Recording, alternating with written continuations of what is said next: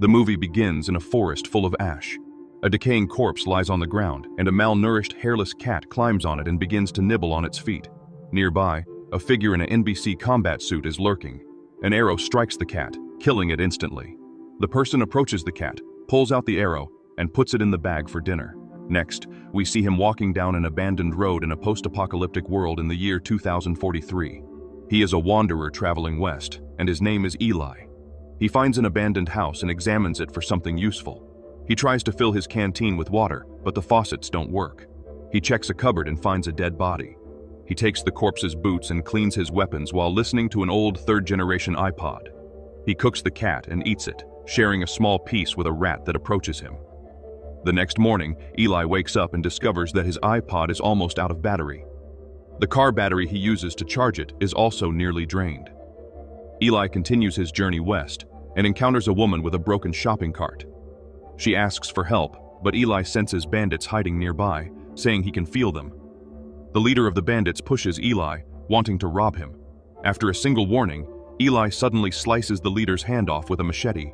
He fights against the other 5 bandits at the same time and kills them all. He dispatches the leader, takes the valuables from the bodies, and walks away, continuing his journey west. As he continues on, his iPod goes dead.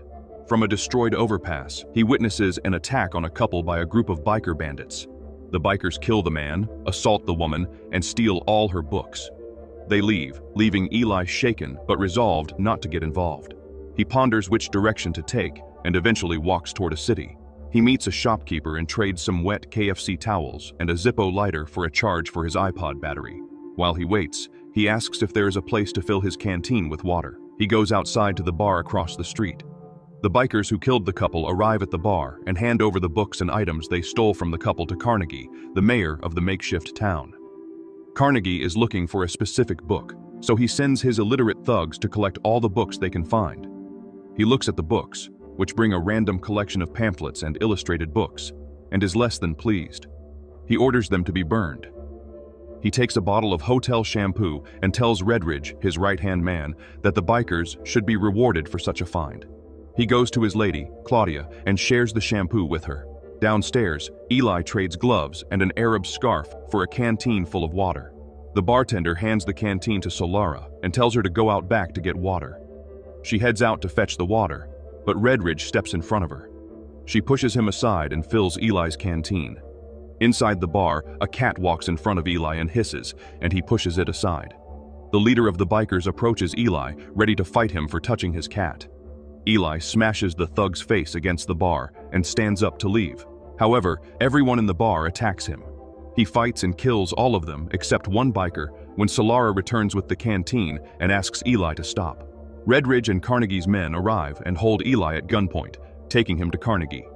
Carnegie is impressed enough to want to meet Eli. He recognizes Eli's immense skill and the fact that he is also an educated man. He tells Eli that men like him, who are older but know things, are the future. He asks Eli to stay so that Carnegie can use his combat skills to maintain control of the town. Eli tells Carnegie that he is not interested in staying, but Carnegie forces him to spend the night. Redridge sends Claudia to bring Eli food. He notices that Claudia is blind and asks her if she has been blind her whole life, or if she was blinded by the Flash, an event that happened during the last Great War.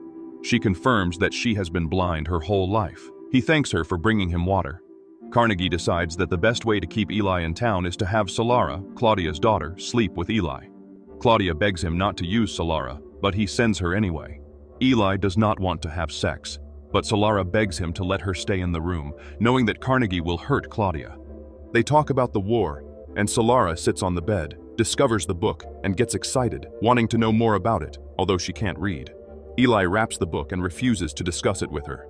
He shares his meal with her and teaches her how to pray. The next morning, Solara joins Claudia for breakfast. Carnegie is frozen in dismay as Solara tries to recite the prayer with her mother. She forgets the Amen, which Carnegie supplies. He then hits Claudia in front of Solara to find out if Eli has the book he is looking for. When Solara gives him the sign of the cross that she saw on the cover, Carnegie orders Redridge to fetch the book for him. When they arrive at the room, they see that Eli has escaped. Redridge kills the guard on duty and rounds up the men to find him. Across the street, Eli gets his battery and prepares to leave. Carnegie approaches Eli and pleads with him to stay and give him the book, a Bible. Carnegie tells Eli that he is not afraid to kill him and take the Bible. Carnegie believes that the righteous scriptures of the Bible are the best way to keep the town under his control. Eli tells Carnegie that he dreams of finding a city where people need the book, but he tells Carnegie that it is not here. Carnegie orders Redridge to shoot Eli as he walks away, but Redridge misses twice. A shootout begins, and Eli kills most of Carnegie's men and hits Carnegie in the knee. Redridge sees that Eli is fearless and reluctantly lets him go. Claudia tells Solara to follow Eli since she will be safer away from Carnegie. Carnegie receives treatment on his leg from a doctor. The bullet and shrapnel are removed, and he is bandaged. He tells Redridge to prepare the vehicles to chase Eli and recover the book. Redridge tells Carnegie that most of his men are dead and decides to use the book as leverage to get Solara as his concubine. Carnegie, though humorously, reluctantly agrees. Eli travels down the road until Solara catches up with him. She wants to join him, but he rejects her from the outset. She offers to take him to the city's water supply, an uncontaminated underground spring. Eli fills his canteen at the spring and then tricks Solara by locking her in the cave. She screams and calls him a liar, but Eli insists he is not, wishing her good luck and leaving. Somehow, Solara manages to escape the cave and follows the direction Eli was heading. She does not find him, but she finds the woman who worked with the bandits earlier with her broken cart. She tries to help the woman, but the woman insists Solara leave, not wanting to see a woman raped and killed. Two bandits attack Solara, and when they are about to rape her, Eli shoots one in the groin with an arrow and then shoots the other in the throat. Solara embraces Eli with tears in her eyes, and the two continue on their way. Carnegie's men and Redridge find the bodies of the bandits and determine that Eli cannot be more than a few miles ahead. Redridge finds a piece of Solara's tailored clothing and reports to Carnegie with discontent. Carnegie asks Redridge if he still wants her and returns to the car. One of his henchmen suggests they take a day off since their cars would give them away at night, and they might drive right past the duo. Eli and Solara sleep near an old cooling tower of a nuclear plant. Eli reads the book, and Solara asks Eli to read to her.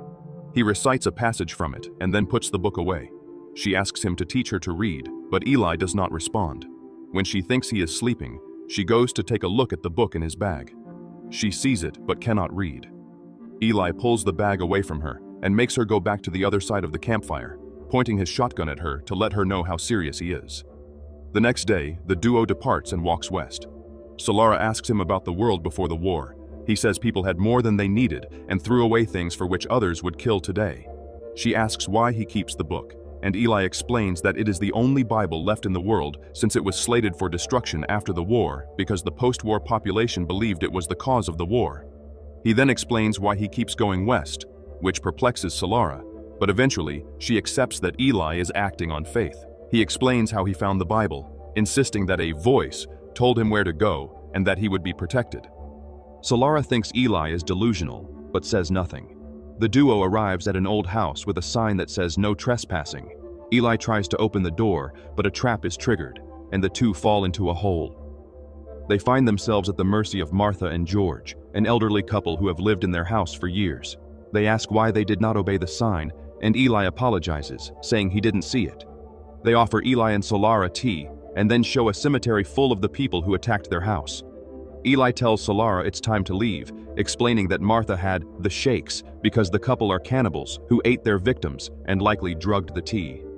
As they leave, Carnegie's caravan passes and sees the duo coming out of the house. Eli and Solara re-enter the house, and George and Martha pull an impressive arsenal of weapons from inside the couch.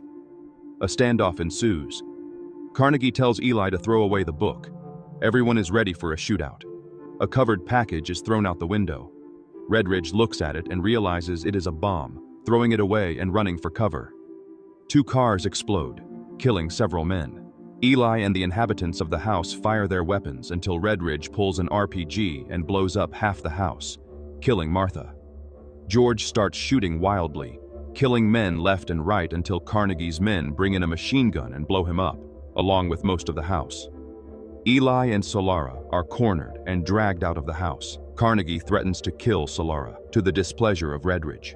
Redridge implores Eli to hand over the book, and Eli tells Redridge where he hid it. Redridge retrieves the book with a locked flap, and hands it to Carnegie, who releases Solara. He says that God is good, and Eli replies, "All the time." Carnegie then shoots Eli in the stomach without hesitation. He puts Solara in a van with Redridge and a driver, and takes the book with him in another. In the other van, Redridge puts Eli's machete on the dash and laughs to himself now that Eli is gone. Solara uses Eli's bowstring she had in her pocket and strangles the driver until the car flips. The driver dies, and Carnegie's men turn to go to the accident site. Solara throws a grenade, exploding the third car. Solara goes to the driver's seat and sees that Redridge was impaled by Eli's machete. He pulls the machete out and exits the vehicle gracefully. Collapsing to his knees in penance, he dies. Solara drives away, and Carnegie opts not to chase her since he has the book, and they have just enough fuel to return to the city. Solara returns to the house and discovers that Eli is alive, as she does not see him there. She finds him still walking west. She puts him in the car, and he treats his gunshot wound with tape. She apologizes for losing Eli's book, but Eli replies that it is time to put into practice the lessons he learned, to do more for others than for himself. They drive to the remains of the Golden Gate Bridge, and Eli says they are close. He finds a boat and begins to row out toward Alcatraz Island. Fatigue and weakness dominate him, so Solara takes over. An armed guard calls to the duo, and Eli responds that he has a King James Bible in his possession. The guard lets him in. Eli is taken to Lombardi, the curator of Alcatraz, who has gathered all remnants of pre-war civilization, such as books, music, and art, and stored them in the cells until they are ready to rebuild and re-establish society. Lombardi tells Eli that they are missing a copy of the Bible, so Eli tells him to get a lot of paper and a pen. He begins to recite the Bible word for word, having memorized it over the last 30 years.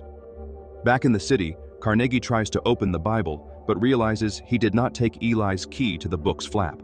He calls the engineer to unlock the book, and once it is unlocked, they see that the Bible is in Braille. In Alcatraz, a close-up of Eli's face reveals that he is also blind. Carnegie tries to make Claudia read, but she lies outright and says she forgot how.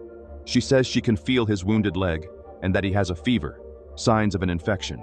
The rest of the population in the town is looting the bar, and Carnegie's remaining men are fighting amongst themselves.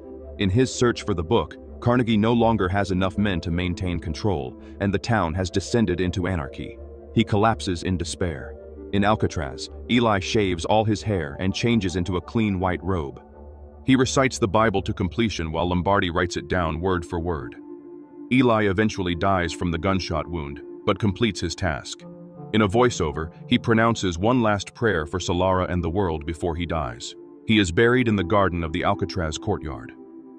Lombardi places a new bound copy of the Bible on a bookshelf in a vast library, where a place has been specifically reserved for it. Solara pays her respects, takes Eli's machete and iPod, and leaves Alcatraz, walking down the open road to return home.